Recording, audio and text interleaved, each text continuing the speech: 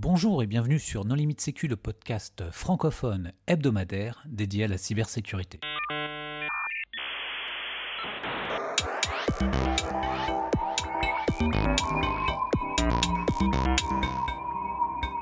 Alors aujourd'hui, nous allons parler de Deceptive Technology, donc de technologie de l'heure ou de l'heurage, avec Gauthier Bujon. Bonjour Gauthier. Bonjour. Pour discuter avec lui, les contributeurs Non Limite Sécu sont Hervé Schauer. Bonjour. Nicolas Rue. Bonjour. Jérôme Seize et Vladimir Collat. Bonjour. Alors Gauthier, en premier lieu, est-ce que tu voudrais bien te présenter ? Oui, bonjour, donc je m'appelle Gauthier Bujon, je suis le cofondateur et président de la société Moken, une société clermontoise, donc qui travaille sur des technologies de l'heure. Et j'ai vraiment un background très opérationnel. J'ai fait 10 ans dans les SOC CERT de grandes entreprises, notamment Michelin et Eramet, si vous connaissez. Merci Gauthier. Alors, c'est pas eux qui ont été piratés récemment, là ? Eramet ? Oui. Non, pas à ma connaissance en tout cas. Non, en fait, il y en a un autre qui a été victime d'une fuite de données à Clermont. Mais c'est le plus pauvre de tous les Clermontois, donc on va pas en parler. En fait, à Clermont, il y a beaucoup trop d'experts cybersécurité parce qu'il y a beaucoup trop de grandes entreprises, enfin je sais pas, type Limagrain, Eramet, Michelin, qui, entre guillemets, mangent les compétences. Et donc, les gens autour ont du mal à garder leurs experts cyber. Ok, Hervé, je te propose qu'on revienne au sujet de ce soir et que tu nous expliques d'où ça vient, cette technologie de l'heurage. Ouh là là, alors si on veut expliquer le leurrage, il va falloir que quelqu'un m'explique la différence avec les pots de miel. Parce qu'aujourd'hui, il y a des leurres partout. Enfin, les pots de miel sont pas nouveaux. Oui, Lance Spitzner avait lancé un projet dans les années 2000, le Onenet Project, pour développer des logiciels libres qui permettent de construire des pots de miel. L'intérêt d'un pot de miel, c'est d'attirer les abeilles, c'est-à-dire les malfaisants qui croient pouvoir s'introduire et pirater un système, et en réalité, c'est un pot de miel pour capturer leurs actions et leurs techniques d'attaque. C'est pas plutôt les ours qu'on attire avec du miel ? Enfin, je dis ça. Oui, mais on a dit qu'on ciblait pas un pays en particulier. C'est une technologie qui a été redécouverte cette année par Microsoft, qui ont fait une publication récemment en expliquant qu'ils faisaient volontairement fuiter des credentials cloud sur Internet. Et dès que quelqu'un se connectait avec ces credentials, du coup, ils savaient que c'était une IP malveillante et puis ils enregistraient un petit peu ce que faisaient les gens pour pouvoir le blacklister chez tous les clients, quoi. Mais ça reste tout à fait d'actualité, et d'ailleurs, on va en parler ce soir, la preuve. Alors justement, Gauthier, qu'est-ce qui fait que tu t'es lancé dans ce projet ? Oui, alors effectivement, nous, donc, comme je vous disais, moi j'ai fait donc 10 ans dans les SOC de grandes entreprises, dont 6 ans en tant que responsable du SOC de la société Eramet.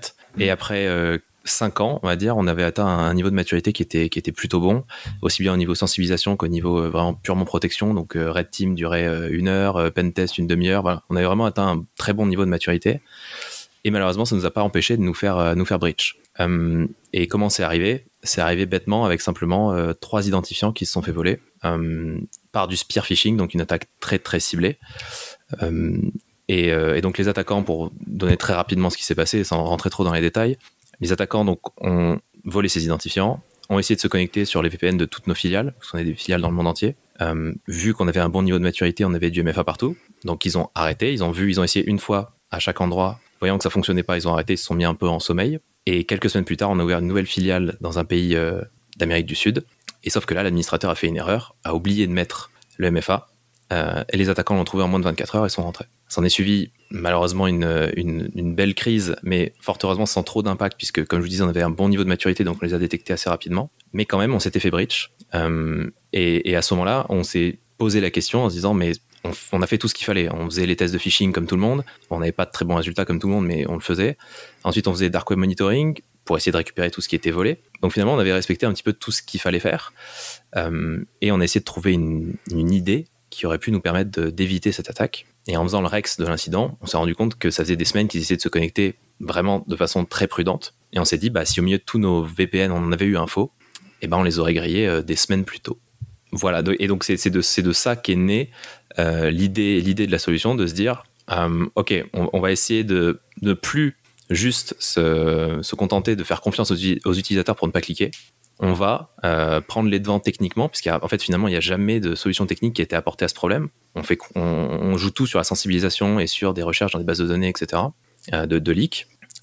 Et donc, on s'est dit, on va essayer de regarder si on peut mettre en place ce genre de choses. Et donc, quand on a l'idée, on se dit, mais ça paraît hyper simple, il y a forcément quelqu'un qui l'a fait. Et on s'est rendu compte que personne ne l'avait jamais fait. Donc, effectivement, la Deceptive, le honeypot, ça existe depuis la nuit des temps. Mais utilisé de cette façon-là, c'est-à-dire en créant une fausse porte avec un certificat, une entrée DNS valide, littéralement en faisant un phishing d'attaquant, ça n'a jamais été fait. Et c'est pour ça qu'on s'est dit, c'est plutôt utilisé sur du SI interne en général. Tu mets des faux serveurs, des VM, parfois même des répertoires où tu mets des faux fichiers dès qu'ils sont accédés, ça lève une alerte, des choses comme ça. Mais c'est vrai que sur le périmètre externe, effectivement, ça n'existait pas. Est-ce que c'est ça qui fait la différence entre un pot de miel et un leurre ? Non, c'est juste qu'un pot de miel et un leurre, je pense que c'est juste une question de langue. Et de marketing. Ah oui, donc en fait, c'est juste que les pots de miel des années 2000, maintenant il faut dire leurre. Ça fait plus classe. Alors, je pense vraiment que les honeypots, pour moi, font partie d'une catégorie de technologie qui a été complètement sous-cotée et sous-utilisée ces 20 dernières années. Principalement parce qu'elle nécessite un certain niveau de maturité au niveau du réseau, notamment de ne pas avoir n'importe quoi sur son réseau qui fait trop de bruit et qui rend la technologie absolument inutilisable. Mais pour moi, c'est quelque chose d'extrêmement sous-coté parce qu'il y a beaucoup de choses à mettre en place juste sur la partie leurrage, leurre, comme par exemple des honey accounts dans l'AD. Ça coûte 0 à faire, littéralement. Et ça permet vraiment de détecter des attaques dans des phases de reconnaissance qui sont très très early, sans aucun coût, littéralement, pour l'entreprise. Et moi, je me pose toujours cette question, pourquoi est-ce que peu de sociétés l'utilisent ? Enfin, il y a aussi d'autres technologies qui sont très connues, par exemple Thingst Canary, que beaucoup de personnes connaissent. Alors, ils ont fait deux choses. Ils ont fait les Canary Tokens qui sont gratuits et qui sont mis à disposition sur Internet, qui permettent de créer de faux documents Word, des faux PDF qu'on peut aller cacher dans des dossiers sensibles pour savoir si des personnes qui n'ont pas le droit d'y accéder y accèdent. Et ils ont aussi fait des honeypots internes qui sont vraiment redoutables. Honnêtement, moi, c'était une stratégie que j'avais adoptée quand j'étais dans mon ancienne boîte. Et honnêtement, il n'y a pas un pentest qui dure plus de 2 heures quand vous avez une bonne stratégie de honeypot interne. Mais je crois que ce qui a tué les honeypots au départ, c'est que c'était complètement... c'était des simulateurs de SSH ou de web qui étaient exposés en direct sur Internet. Et là, surprise, à un moment, les gens se sont mis à scanner Internet. Alors, c'était pas forcément le cas dans les années 90 parce que les réseaux étaient lents, etc. Mais au bout d'un moment, il y avait tellement de bruit sur les honeypots que ça ne rendait plus aucun service. Contrairement effectivement à un compte AD qui est déjà un truc un peu plus spécifique, il n'y a pas des tentatives de brute force sur ces comptes AD tous les jours. Donc effectivement, si derrière on a l'infrastructure qui permet de détecter ce genre d'événement et de le traiter correctement, et pas juste d'ouvrir un ticket au niveau low ou medium, du coup effectivement aujourd'hui ça refait plus du sens. Par contre, remettre un simulateur de SSH vaguement avec 3 scripts Python pour essayer de voir quels sont les logins qu'utilisent les attaquants, ça sert plus à rien aujourd'hui, quoi. Tout à fait. Et c'est pour ça que, effectivement, sur Internet, ça n'a pas été trop traité. Et aujourd'hui, sur Internet, ça sert surtout à faire de la threat intel. Ça sert à savoir, en ce moment, les attaquants exploitent plus tel CVE ou tapent plus sur tel protocole. Mais vraiment contextualisé. Et ça fait partie des défis qu'on a, nous, en mettant en place ces faux portails exposés sur Internet. C'est qu'effectivement, il faut savoir gérer ce bruit. Et quand on a eu l'idée, j'en ai parlé à beaucoup de mes amis, de mon réseau, en demandant ce qu'ils en pensaient. Tout le monde m'a dit, ce sera pas utilisable parce que vous allez vous faire bombarder toute la journée et ça va juste être une usine à faux positifs. Et effectivement, c'est un des gros challenges de ce projet, c'était de faire en sorte de sortir des alertes intéressantes parmi des millions de tentatives de connexion. Et alors, c'est quoi la recette secrète pour y arriver ? Alors, la recette, il y a deux types de recettes possibles. La première, c'est d'appliquer tout simplement une logique de SIEM. Finalement, cette grosse quantité de données, si on le prend comme on gérerait des logs de SIEM, il y a vraiment une stratégie à adopter pour se dire, OK, qu'est-ce que je cherche finalement ? Donc, un attaquant, un bot ne saura pas il sait même pas où il tape un bot. Il va trouver par exemple un Outlook AWA ou un Fortinet. Il va essayer, il trouve un champ login, un champ password, il essaye tout ce qu'il peut. Donc déjà, on va se dire, OK, les identifiants de la société, ils sont faits comment ? Donc c'est souvent prénom.nom. Donc on va faire une regex pour dire, si c'est pas prénom.nom dans le login, c'est déjà que c'est un robot. Et rien qu'avec ça, vous éliminez 95% des faux positifs. Donc il n'y a pas d'IA, il n'y a pas de truc exceptionnel au niveau technique. C'est juste smart de se dire, on identifie avec une expression régulière comment sont faits les logins. Et comme ça, on élimine une grosse partie des faux positifs. La seconde, c'est de travailler sur le mot de passe. Et donc de se dire, deuxième petit paramètre un peu smart, je vais aller appliquer la password policy. Donc si vous êtes à 12 caractères, complexité maximale, vous activez ça dans vos règles de SIEM aussi, et vous allez donc avoir besoin qu'un robot sache que vous êtes en prénom.nom et que vous avez une password policy à 12 caractères et complexité. Et là, il ne reste plus que 1% de faux positifs. Et ce dernier pourcent, comment est-ce qu'on le gère ? Il va rester, du coup, ceux qui savent que c'est chez vous et qui essayent juste des leaks qui datent d'il y a 10 ans et dont tout le monde se fout. Et donc ça se détecte très facilement en se connectant à des API de ThreatIntel, en disant, je compare dès que j'ai une tentative qui semble ciblée si c'est déjà quelque chose qui a fuité. Et le dernier qui va rester, enfin les deux derniers qui vont rester, c'est les brute forceurs, ceux qui vont trouver que c'est chez vous, qui ont rien du tout, et qui vont essayer, du coup, de marteler toute la journée des mots de passe qui sont bidons. Mais pour le coup, détecter des brute force dans du SIEM, c'est probablement la chose la plus simple. C'est peut-être le premier scénario qu'on fait quand on fait des TP sur le SIEM. Donc ça, on peut détecter toutes les formes de brute force, donc password spraying, brute force horizontale, brute force verticale, et ne restera normalement que des personnes qui auront volé des identifiants légitimes et qui essayent de se connecter. Donc ça, c'est la première façon de faire. Et la deuxième, c'est la version pour des entreprises qui seraient un peu plus matures, qui ont un orchestrateur, un SOR, et qui du coup vont se connecter à une API qui va aller donner les identifiants qui sont testés en live, les tester dans l'AD, et là, il n'y a plus aucun faux positif. C'est intéressant parce que j'imaginais initialement que la deuxième méthode était celle que tout le monde allait déployer. Et en fait, le ratio, c'est combien pour l'instant, c'est du 80-20, 80e, 20% sort, parce qu'il y a peu d'entreprises finalement qui ont la maturité de faire de l'orchestration aujourd'hui. Finalement, c'est assez faible. Et mine de rien, on a un niveau d'alerte qui est quand même assez faible. Quand on prend des entreprises du CAC 40, oui, on est sur des dizaines de tentatives très ciblées par jour. Donc là, c'est obligatoire d'avoir de l'orchestration. Mais sur des sociétés comme des ETI, des grosses ETI, c'est peut-être 20 alertes par mois. Et une fois filtré, on arrivera à 2-3. Ça se gère parfaitement à la main. Mais c'est les 2-3 qu'il faut voir, en fait. C'est vraiment celles qu'il ne faut pas rater. Exactement. Et donc, une fois que vous savez que on sait que c'est pas un faux positif, qu'est-ce qu'on fait ? Alors là, c'est très simple. On fait une réponse à incident tout à fait standard. On réinitialise le mot de passe et tous les efforts qui ont été faits pour récupérer le mot de passe à un utilisateur sont perdus. Là, pour le coup, la réponse incident est extrêmement simple. Mais par contre, tout à l'heure, tu parlais de brute force. Mais en fait, sur les infra cloud externalisés, de plus en plus, c'est pas vraiment du brute force, c'est plus du password spraying où je vais essayer, j'ai plein d'utilisateurs et je vais essayer 3-4 mots de passe grand max, mais pour tous ces utilisateurs, genre entreprise 2024, point d'exclamation, et choses comme ça. Et là, en fait, tu vas pas pouvoir les éliminer comme du brute force. Et le pire, j'ai l'impression, c'est que si jamais tu as un utilisateur, son mot de passe, c'est entreprise 2024, point d'exclamation, comment ça va se gérer chez vous, ça ? Alors, ça, on l'a déjà eu ce cas. Alors, on a une entreprise avec qui on travaille qui s'est fait voler son AD. Et il l'a découvert comme ça parce que les attaquants ont essayé de faire justement un password spraying sur tout l'AD. Ils avaient rien, ils avaient juste la liste de comptes. Et ils ont essayé nom de l'entreprise 2024 point d'exclamation sur tous les comptes. L'entreprise s'est rendu compte qu'il y avait effectivement son AD qui avait fuité. Et finalement, c'est très simple de détecter du password spraying. S'il y a plus de 5 comptes d'affilée sur lesquels on essaye le même mot de passe, oui. Ça va pas fonctionner. Par contre, effectivement, on pourra éventuellement louper au milieu quelqu'un qui a ce mot de passe qui est valide. C'est un risque, mais c'est honnêtement un scénario qu'on a vu qu'une seule fois. Ouais, c'est le risque du faux négatif. C'est ça. Là, on conseillerait plutôt à l'entreprise de dire vérifiez quand même, puisque visiblement ils essayent ce mot de passe-là, passez un petit coup sur votre AD, vérifiez que vous n'avez pas au moins un utilisateur qui l'a. Ouais. Est-ce que tu parlais de SOR tout à l'heure et d'automatisation, est-ce que à partir du moment où on a détecté qu'il y a un identifiant qui sur un des leurs a matché le mot de passe d'un utilisateur, est-ce que derrière tu as des clients qui ont la maturité suffisante pour aller automatiser aussi la désactivation du compte par exemple, ou est-ce qu'on hésite à faire ça de manière automatique ? Alors moi de base c'est un sujet que je déconseille fortement. Quand j'étais aux opérations, j'ai jamais conseillé de faire du full automatique, je trouve ça trop dangereux. En revanche, faire du semi-automatisé où il n'y a plus qu'un clic à faire par un analyste, là c'est plutôt ce que j'encourage. Personne ne fait de full automatique. En tout cas, nous, on le déconseille. C'est clair, on n'en voit pas des masses. Mais en tout cas, on peut aller jusqu'à faciliter la chose de manière à ce qu'il y ait juste un œil humain à la dernière minute qui permette très rapidement de désactiver le compte. C'est ça. Et par rapport à la solution que vous exposez, finalement, moi je me posais la question de pourquoi est-ce qu'un attaquant, il irait sur justement ce que toi tu exposes ? Parce que normalement, l'attaquant, s'il n'est pas trop débile, il fait une cartographie assez précise et il va voir que les points d'accès de l'entreprise sont, je sais pas, sur des IP de je sais pas qui, peut-être chez lui, de son opérateur, et toi, je sais pas où tu héberges, peut-être un cloud, un truc comme ça. Il y a peut-être une différence, peut-être même au niveau du nommage, qui peut éventuellement, encore une fois, s'il est pas trop débile, parce qu'un attaquant qui massifie et automatise, oui, il se fera avoir, mais l'attaquant un peu plus malin, pourquoi est-ce qu'il reste connecté justement sur ce faux VPN ? Eh bien, c'est toute la beauté de la chose. Donc, il y a 2 éléments de réponse. La première, c'est qu'effectivement, en fait, nous, par exemple, on héberge sur tous les cloud providers qui sont les grands classiques, AWS, GCP, Azure.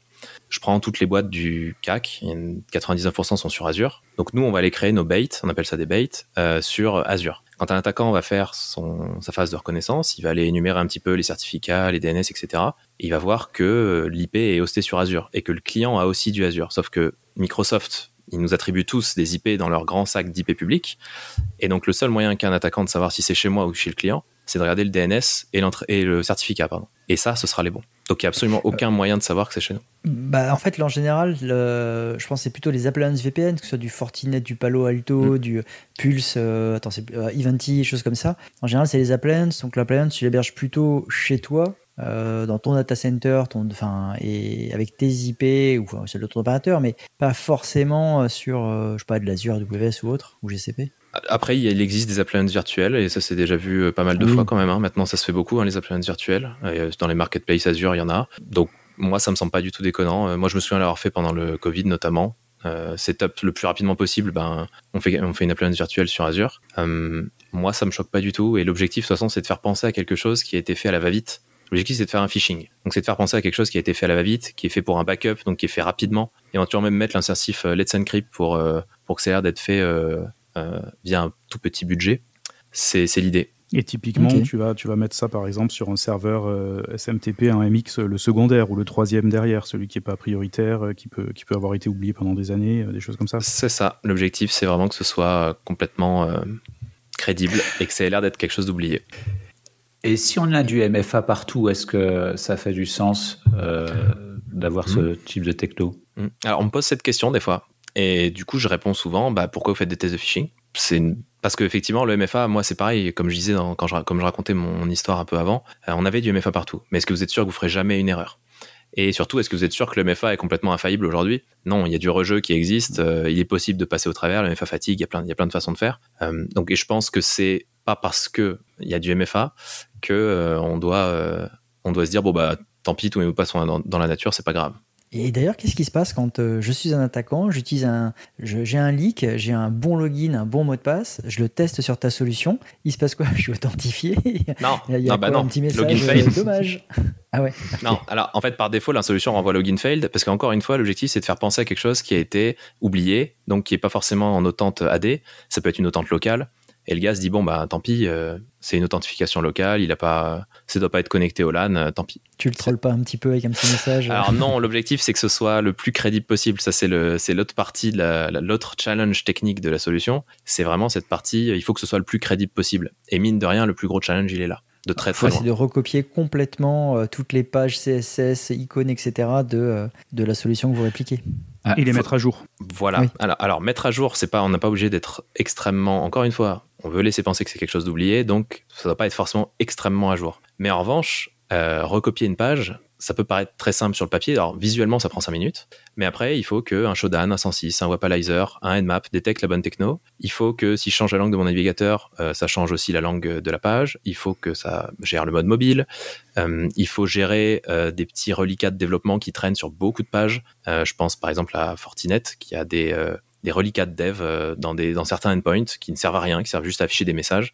Ça, il faut le reproduire. Parce que aujourd'hui, c'est une techno qui est un peu niche, ça commence juste à se faire. Si dans 2 ans, 3 ans, la moitié des sociétés le font, les attaquants auront juste à faire un script Python de 2 lignes. Si on a à chaque fois la même réponse sur un header ou sur quelque chose comme ça, on est grillé. Donc dès le début, nous, on a investi 90% de notre R&D sur la qualité de ces profils pour être sûr que on puisse pas détecter très facilement que c'est une fausse page. Et honnêtement, ça prend plus d'1 mois de dev aujourd'hui, full time, pour une page, avec un login et un mot de passe. Donc c'est très très simple pourtant, sur le papier. Et est-ce que tu vas jusqu'à reproduire des bugs éventuels des outils ? Tous, on est obligé de tout faire. Toutes les requêtes qui répondent n'importe quoi ou ce genre de choses, en fait on fait un reverse complet. Donc déjà en essayant de taper tous les endpoints possibles, en regardant toutes les CVE qui sont sorties ces 10 dernières années sur la techno, parce que parfois c'est des endpoints un peu cachés qui sont utilisés dans les CVE, et l'objectif c'est d'être le plus exhaustif possible là-dessus, pour que vraiment un attaquant se dise il faut que j'y passe 6 heures si je veux trouver que c'est une fausse page. Ça irait pas plus vite de carrément juste prendre une appliance physique ou virtuelle et d'utiliser directement la solution, mais simplement il n'y a pas les comptes derrière et un peu bidouiller pour, je sais pas, avoir des logs un peu plus détaillés ou quelque chose. Le problème, c'est que, alors, on n'est plus dans les années 90, donc les solutions utilisent du hachage pour les mots de passe, donc on peut pas travailler dessus. Si on met la vraie solution, si je mets un vrai Outlook, un Exchange, je vais avoir le hash et je peux pas bosser dessus. Je peux pas savoir si c'est un gars qui brute force au pif ou si c'est le vrai mot de passe qui est utilisé. Ah, mais après tu peux hooker ou te mettre en interception juste avant dans le cas. Ouais. Mais ça va laisser des traces au niveau réseau et on n'en veut pas. Et est-ce que ça serait pas intéressant, plutôt que de faire un login failed, de justement laisser accès à l'attaquant pour voir quelles sont les prochaines étapes, ce qu'il va faire une fois qu'il est authentifié? Mais un login failed, c'est ce qu'il a dit qu'il faisait. Ouais, justement, est-ce que ça serait pas intéressant de faire un login success, quoi? Ah oui, le contraire. C'est ça. Alors ça, on nous pose souvent la question, pourquoi faire? Pour voir quelles seraient les prochaines étapes, qu'est-ce que l'attaquant va réaliser. Pour refaire un pot de miel de la bonne vieille génération. C'est ça. Voilà, c'est ça. Mais effectivement, là, ça a encore une fois un intérêt. L'intérêt de faire ça, c'est en interne de faire perdre du temps à un attaquant. Il va rentrer, il va regarder ce qui se passe, faire de l'énumération, faire du mouvement latéral, perdre beaucoup de temps. Là, on est sur Internet, exposé à Internet, il va pas perdre de temps et surtout, ce serait extrêmement complexe de reproduire quelque chose qui est très crédible. Et ça trahirait potentiellement que c'est un faux. Et puis il y a de fortes chances que ce soit le premier gars qui teste les accès, qui valide.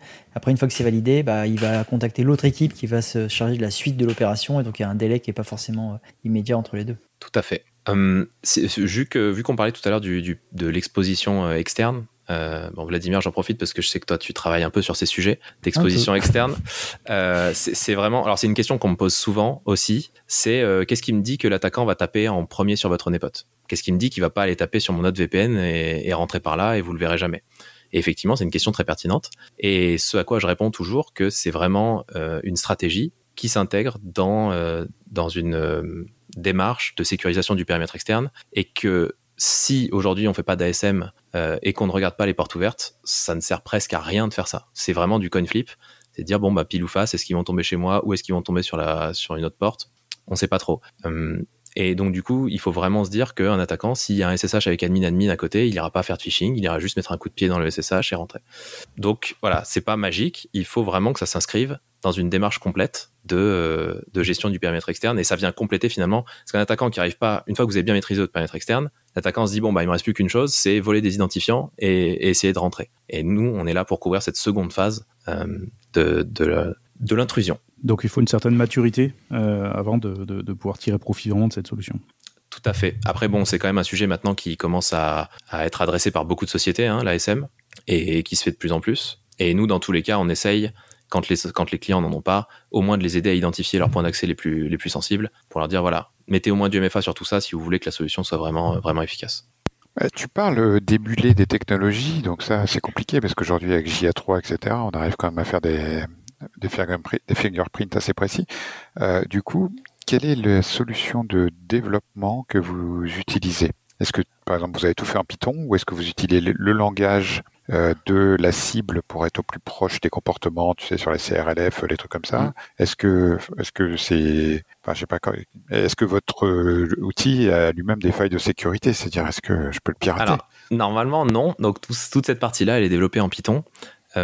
Mais l'objectif, c'est vraiment d'aller pouvoir... En fait, on a commencé à regarder un peu ce qui se faisait dans l'open source au début, et on s'est rendu compte qu'il n'y avait aucun projet qui permettait d'aller assez loin. En fait, il y a toujours des limitations pour vraiment émuler l'intégralité des technos. Donc nous, on a vraiment créé un framework web propriétaire qui nous permet d'émuler absolument n'importe quoi. Et pour le coup, on arrive à un niveau de confidence, en tout cas on aimerait y arriver dans très peu de temps, où on dit à un client ou un prospect, si vous arrivez à détecter que c'est un faux, on vous offre 1 an de licence. Parce qu'on a réussi à pousser le concept suffisamment loin. Et c'est tout l'objet finalement du sujet, parce que sinon c'est qu'une bête page web exposée à Internet. Donc tout l'objet, c'est vraiment de pousser ce sujet le plus loin possible. Juste petite parenthèse, merci Google, mais JA3 c'est mort malheureusement à cause de vous, Nicolas. Faut plutôt utiliser JA4 aujourd'hui. Voilà, je ferme la parenthèse. Bravo Google. Et le nom de la société là, Moken, Ça vient d'où? Ça veut dire quoi? Alors, en fait, on essaye avec Moken de donner à nos utilisateurs une visibilité sur ce qui peut se cacher un petit peu sur Internet, donc dans les tréfonds d'Internet. Et les Moken, c'est une tribu d'Asie du Sud qui a soi-disant la faculté exceptionnelle de voir sous l'eau. Et comme nous, on essaye d'apporter un petit peu de visibilité dans les bas-fonds d'Internet, on s'est dit que ce serait un nom un petit peu original et voilà d'où vient le nom, tout simplement. On peut imaginer que vous faites aussi des mock-ups des pages web ou que vous vous moquez des attaquants, au choix. Ouais, alors ça, non, on n'ira pas sur ce terrain-là de se moquer des attaquants parce que ce serait un peu prétentieux et qu'on se ferait probablement très vite rattraper. Et risqué. Voilà. Donc, mais oui, ça aurait pu. Moi, j'avais une question sur... tu as quand même mentionné 1 mois de R&D par technologie à supporter. Du coup, vous supportez combien de technologies aujourd'hui? Aujourd'hui, on en supporte 8. Donc, c'est peu, effectivement. Mais, encore une fois, on privilégie la qualité à la quantité. Et on fait un petit peu au fil de l'eau en fonction des clients qu'on rencontre et qui nous demandent certaines technologies. Mais on préfère vraiment se concentrer sur continuer d'améliorer constamment les technos qu'on a mis au catalogue. Et de toute façon, des technos de VPN, de webmail ou ce genre de choses, il n'y en a pas non plus 150 000 aujourd'hui. Il n'y en a pas beaucoup. Hein. Sortie des Fortinet, Palo Alto, Checkpoint, Ivanti, Storm Shield, etc. Enfin, voilà, il n'y en a pas 40. Hein. Il n'y en a même pas 15, je pense. Bon alors, et qu'est-ce que ça donne dans la vraie vie? Dans la vraie vie, ça a été la grosse surprise pour nous. Donc en fait, quand on a lancé le projet, on savait que l'idée était top. Moi, j'en étais convaincu pour avoir fait 10 ans de cyberdéfense en Blue Team. Je m'étais dit, le nombre de pentests que j'ai fait, si je tombe là-dessus, je me fais forcément avoir. C'est sûr, si je suis sur une mission et qu'on me donne des creds et que la mission c'est de m'infiltrer dans le réseau, forcément je le teste dans la phase de reconnaissance. Mais on se disait, est-ce que ça va vraiment marcher? Et le problème, c'est que c'est une techno qui se teste pas. C'est-à-dire que avec mon nom de domaine moken.io, il n'y a personne qui va essayer de se connecter. J'intéresse personne. Donc le seul moyen de savoir si la techno fonctionnait, c'était de contractualiser avec des grandes entreprises pour pouvoir profiter de leur certificat, de leur DNS, pour pouvoir avoir ce rayonnement qui permettrait d'attirer d'éventuels attaquants. Donc fort heureusement, notre pitch et notre techno a plutôt plu et on a eu assez rapidement des clients et des très gros clients. Et donc on a pu voir que ça fonctionnait très très bien. Et on a été extrêmement étonnés parce qu'on s'attendait à passer des mois sans attaque ciblée en se disant on espère que ça sonnera un jour pour au moins prouver que ça sert à quelque chose. Et on s'est retrouvé avec, dès les premiers POC, des tentatives à droite, à gauche, des tentatives ciblées. Et aujourd'hui, là, à date, sur la dizaine de clients qu'on a, on a plus d'une cinquantaine aujourd'hui de mots de passe qui ont été tentés sur nos baits qui sont valides, introuvables dans n'importe quelle base de threat intel. Donc on a cherché avec Binpond, Hudson Rock, IntelX, tout ce que vous voulez, et qui sont valides. Donc c'est hyper impressionnant parce que on se dit finalement que tout le monde sait qu'il y a une sorte de marché noir et que le fameux dark web monitoring, ça couvre pas grand chose finalement, et que dans une attaque ciblée, ça paraît évident qu'un groupe d'attaquants va pas aller publier sur un forum, regardez ce que j'ai volé, c'est génial. Ils volent, ils l'utilisent.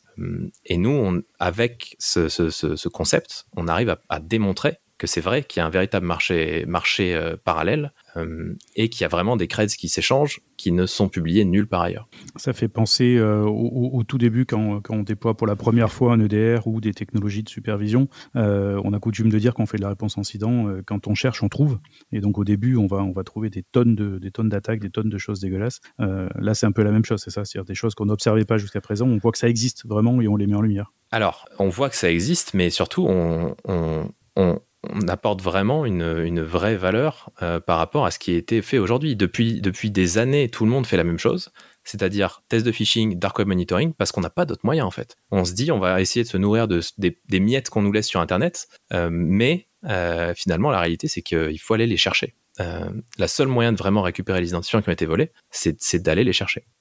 Récemment, il y a eu un article très intéressant qui montrait qu'il y avait tout un marché noir en fait lié au crack de logiciels, et qu'en fait les gens qui publient des cracks pour du Photoshop ou des jeux vidéo ou des choses comme ça, en fait incluent toujours des backdoors qui permettent après de voler tous les credentials sur les postes des utilisateurs, et les credentials de développeurs sont particulièrement valorisés. Je sais plus combien ça se revend, mais c'est débile, c'est de l'ordre de 1 000 € pour un login mot de passe de quelqu'un qui a accès à un GitHub ou des choses comme ça. Et du coup, oui, ces credentials-là, tu les vois jamais passer en fait dans des dumps. Les dumps, c'est des gens qui ont fait des injections SQL SQL sur un site ou qui ont trouvé un bucket ouvert. Mais les gens qui tournent comme ça des réseaux parallèles de botnet, enfin de crack qui se lancent en même temps qu'un jeu sur le PC d'un client, il va jamais leaker ses credentials, il va les vendre à l'unité. Exactement. Et c'est tout l'objet, c'est de se dire, peu importe, il y a mille et une façons de faire leaker des creds maintenant, que ce soit par du phishing, de l'infostealer ou même du social engineering. Et finalement, le seul endroit où on va vraiment retrouver les creds, c'est la porte d'entrée. C'est vraiment le seul endroit où on pourra les avoir. Je vais revenir sur ce que j'ai dit tout à l'heure, parce qu'en fait, j'ai cité plein de technos de VPN et autres, mais j'ai oublié WireGuard, qui est quand même une solution géniale open source. Est-ce que vous supportez aussi WireGuard ? Non, aujourd'hui, pas encore. Ok. C'est prévu ou... C'est pas dans la roadmap court terme, mais ça peut le devenir. Mais Vlad, tu connais des clients français qui ont remplacé leurs VPN commerciaux par du WireGuard ? Qui n'ont pas de thunes, oui. Oui, mais donc ils n'achètent pas de produits de sécurité non plus. Mais j'allais dire j'utilise WireGuard, mais je vais me taire finalement. Ouais, mais à titre personnel, il y a pour la boîte, quelques contextes. Ah, pour la boîte ? Ouais, mais plutôt, on va dire, universitaires ou autres qui utilisent WireGuard. Ouais. Non, mais moi j'utilise WireGuard, mais je pense que mon hébergeur, lui, utilise parfois des solutions de sécurité commerciales. Bon, on digresse. Alors pour revenir au sujet, question roadmap justement, est-ce qu'il y a des choses intéressantes qui vont sortir prochainement ? Oui, alors la roadmap, elle s'axe majoritairement sur l'évolution des profils, pour qu'ils soient toujours plus réalistes. Et après, on va aussi pousser ça sur la partie infrastructure, c'est-à-dire qu'on voudrait rendre aléatoire les sites sur lesquels sont déployés les baits, par exemple. Donc, par exemple, si je vous donne un exemple, un client européen décide de déployer un bait sur Azure, le data center Azure sera choisi au hasard, histoire vraiment de brouiller au maximum les pistes, et que dans 2 ans, 3 ans, on se dise pas, Moken, de toute façon, ils sont toujours sur West Europe, Azure, c'est sûr que ça doit être du Moken. Voilà. Toute la roadmap est vraiment axée là-dessus, et aussi sur une partie analyse des données, parce qu'en fait, on se rend compte que là, on est en train de sortir des datas qui n'ont jamais été étudiées dans de la threat intel. Là, on est vraiment dans l'exploratoire, et d'ailleurs, on espère pouvoir sortir un papier sur le sujet d'ici 1 an ou 2. Ce sujet de dire quelle est la quantité de mots de passe qui fuitent vraiment par rapport à ce que tout le monde trouve sur le dark web, quelle est la réalité, le ratio. Nous, on va avoir la possibilité de le dire aujourd'hui, et c'est une info qui n'est jamais sortie. Donc c'est très intéressant, et là c'est purement, là on parle pas de produits ou de vente ou je ne sais quoi, on parle vraiment de cybersécurité. Il y a un vrai sujet de recherche autour de cette partie vol d'identifiant qui mine de rien nécessite de déployer une solution chez des dizaines de clients dans différents pays pour pouvoir avoir la réponse à cette question. Et moi, je trouve ça extrêmement intéressant. Donc, on aimerait bien aussi apporter un peu notre pierre à l'édifice de la recherche en cyber via le déploiement de la solution. Aujourd'hui, vous avez besoin de quoi ? De recruter, d'argent Alors, d'argent, pas trop, puisque ça fonctionne plutôt bien et on ressent pas forcément le besoin de lever des fonds pour le moment. Puisque voilà, on a monté ça, les trois associés sont trois techniciens de base. Donc déjà, on s'est lancé nous-mêmes, puisqu'on a tout développé du sol au plafond. Donc ça, c'est déjà un bel avantage. Et ensuite, on a vraiment axé tout vers l'automatisation et la simplification. Pour qu'un client, par exemple, puisse déployer en 5 minutes. On a des clients qui nous ont dit le matin à 10h, j'adore votre solution. Ils sont déployés l'après-midi à 14h. Ce qu'il faut, ce sont des commerciaux. C'est ça. Mais des revendeurs. Voilà, c'est ça. Après, on a quand même envie de garder cet ADN très tech qui nous correspond. Et voilà, la vente, pour moi, elle a quand même un côté... c'est toujours moi qui m'en occupe, parce que je sais que c'est des sujets que j'ai vécus et qui parlent à des responsables de CERT, à des responsables de SOC. Et je veux vraiment conserver cet ADN et pas dire, ça marche bien, j'envoie à tout le monde, vendez ça comme je ne sais quoi. Oui, mais tu sais, pour passer international, tu seras contraint de prendre un peu de sous et de construire une distribution sur toute la planète, où ce sera plus toi qui iras discuter avec le japonais ou le brésilien. Oui, mais on n'y est pas encore, et on essaiera de trouver des commerciaux qui ont une fibre technique qui permettra de traduire notre ADN. Donc voilà, si vous avez la bonne fibre, n'hésitez pas. Et ça, tu peux demander à Vlad, qui en cherche depuis très longtemps des commerciaux qui ont la fibre technique. Ok Gauthier, est-ce que tu voudrais apporter le mot de la fin ? Eh bien non, le mot de la fin, j'espère que c'est... je suis très content de voir que c'est une techno qui intéresse beaucoup de gens, et finalement, à chaque fois que j'en parle, on me dit la même chose. Et je ne sais pas si vous, c'est ce que vous avez ressenti aussi. On me dit à chaque fois, mais c'est incroyable, pourquoi personne n'y a pensé avant ? Parce que le concept est très fort, mais ultra simple. Sur le papier, c'est très très simple. Alors voilà, on a gagné le prix du public aux assises, parce que justement, tout le monde s'est dit, mais c'est puissant, mais forcément, quelqu'un y a pensé avant. Et non. Donc voilà, je suis très content que ce genre de techno soit un petit peu mis en avant, parce que j'ai l'impression que ces dernières années, on était peut-être un peu trop parti sur IA ou sujets très très complexes, et peut-être amener un petit peu plus d'ingéniosité dans les solutions. Ça peut être intéressant. Du coup, dans ce qu'on entend là, c'est que la barrière d'entrée finalement est faible, puisque c'est très simple. Quelle est l'avance que tu comptes prendre? Grâce à quoi tu comptes prendre de l'avance? Uniquement la capacité à répliquer des sites, ou il y a d'autres choses qui te permettent de dire on ne sera pas rattrapé tout de suite? Je suis très confiant sur cette partie, fidélité des profils, parce que je sais à quel point c'est difficile. Parce qu'on a essayé beaucoup de techno avant, on s'est frotté à d'autres technologies publiques, et c'est très très simple de savoir que c'est des honeypots. Extrêmement simple. Donc moi je sais qu'on a beaucoup d'avance là-dessus, et surtout plus on construit notre base client, plus on a d'informations qui sont extrêmement intéressantes, qui permettent d'enrichir les clients les uns avec les autres. Et ça va être plutôt difficile de nous rattraper. Mais oui, mais après, c'est comme toute technologie. Si un géant, un mastodonte de la cyber arrive et pose X millions sur la table, on ne fera pas le poids, c'est sûr. Bon, en tout cas, félicitations. Ouais, et bonne continuation. Merci beaucoup. Vladimir. Peut-être qu'un géant de la tech posera des millions pour vous racheter, peut-être, finalement. Ah, peut-être. Vladimir. Oui. C'est l'heure de la Minute Fail. Et oui, retour après beaucoup d'absence. Alors je le rappelle, le principe de la Minute Fail, le but c'est de présenter un incident ou événement passé de sécurité en prenant du recul avec humour, mais pas d'accabler les gens. Donc je cite des noms, mais en fait je les ai tous modifiés. Donc en gros c'était après un test d'intrusion qu'on avait fait, qui était assez long avec beaucoup de scénarios. Voilà. Je fais la restitution devant les directeurs de chaque département de l'entreprise. Donc il y a le DSI, juridique, marketing, produit, RH, etc. Chaque responsable est là avec son adjoint. Donc nous n'étions en contact qu'avec le RSSI, ça c'est important. Donc tout le monde se présente, et je précise que j'ai changé tous les noms et les postes. Donc il y a Robert, le RSSI, et son adjoint. Il y a Didier, le DSI, qui est là avec son adjointe Amélie, retenez ce prénom. La directrice juridique avec son adjointe, marketing, etc., etc. Enfin, directrice marketing avec son adjoint. Enfin bon, vous avez compris le truc, quoi. Tout le monde était là avec son adjoint. Donc la restitution démarre, et en fait, comme on avait tout poncé dans tous les sens, le RSSI nous avait dit de bien mettre des preuves de tout, et donc d'afficher tout ce qui était mot de passe, etc. Donc dans l'ordre, on avait commencé par pirater et compromettre tout ce qui était outils métiers et marketing. Donc on a commencé par afficher tout ce qui était mot de passe admin des infrastructures et outils marketing, mot de passe de la directrice marketing, et le mot de passe c'était un truc genre Kevin 2005, bien sûr prénom et date changée. Et là, le DSI a commencé à se marrer en disant, donc c'est Robert le RSSI, tu vois, lui, à la responsable marketing, il dit, tu sais, Robert le RSSI, il t'avait dit de ne pas mettre les noms des enfants. Et j'avoue qu'à ce moment-là, moi, j'ai pas du tout identifié qu'il y avait un potentiel lien entre les deux, entre Didier, le DSI, et la directrice marketing. Donc on continue les slides, etc. On avait pété tout l'AD, donc on affiche les mots de passe admin, etc. Le DSI se marre en voyant les mots de passe admin, etc.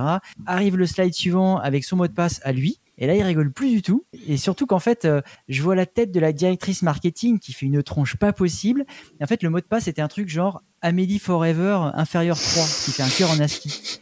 Et là, quand je vois l'écran et je me remémore qu'en fait, c'est le prénom de l'adjointe du DSI, gros blanc, et donc en fait la directrice marketing, elle avait jeté un regard noir, c'est là que j'ai compris qu'en fait c'était sa femme, gros blanc, elle s'est levée, elle a pris ses affaires, elle est sortie de la salle en claquant la porte, et le DSI va jeter un regard noir au RSSI. Enfin, c'était hyper gênant. Putain, mais il faut jamais montrer les mots de passe à tout le monde, Vlad.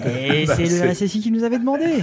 Mais non, mais c'est toi qui nous a foutu dehors. C'est toi qui es responsable. Bon, il nous avait demandé, de toute façon, il nous a demandé, il nous a foutu vite dehors en disant que c'était bon, merci, c'est fini pour vous, partez. Tu mets juste des statistiques. C'est là que j'ai compris qu'en fait. Tu mets juste des statistiques. Putain, mais t'aurais pu avoir de toute façon des syndicats sur le dos, là. Mais non, il nous avait autorisé, on avait l'autorisation écrite de la direction et tout. Et enfin, on a compris que voilà, le DSI était marié à la directrice marketing et que le DSI se tapait son adjointe. Bon, et puis la leçon aussi, c'est pas de message personnel dans les mots de passe, quoi. Évitons. Ok, merci Vladimir. Merci Gauthier, merci aux contributeurs. Chers auditeurs, nous espérons que cet épisode vous aura intéressé. Nous vous donnons rendez-vous la semaine prochaine pour un nouveau podcast. Au revoir. Au revoir. Au revoir. Au revoir.